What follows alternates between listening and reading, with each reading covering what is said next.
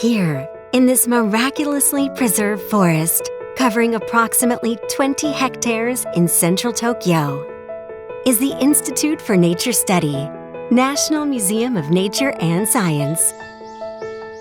As you enter the garden, you are surrounded by trees. People lived in this area from around 2500 BC. Around 1400, a wealthy and powerful clan ruled this region, and common people were forbidden from entering for many years.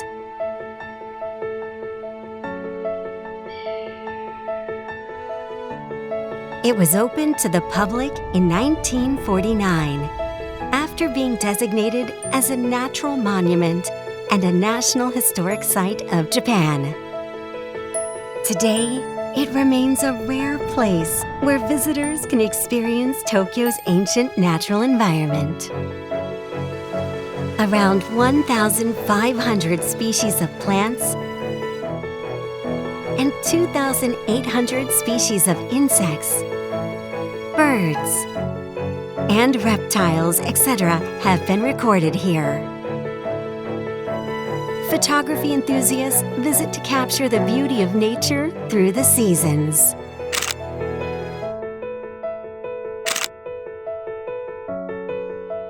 Only about 15% of the area is accessible to the public. However, it takes over 30 minutes to walk along the entire trail. To preserve the garden's natural environment, vegetation management is kept to a strict minimum. 植生管理は単に草を刈って終わりという作業ではありません。草刈りが動植物にどう影響したのかを常に観察し続けながら、目標とする状態に近づけていく作業なんです。The Institute for Nature Study is not just a park, but a place to connect with and enjoy nature.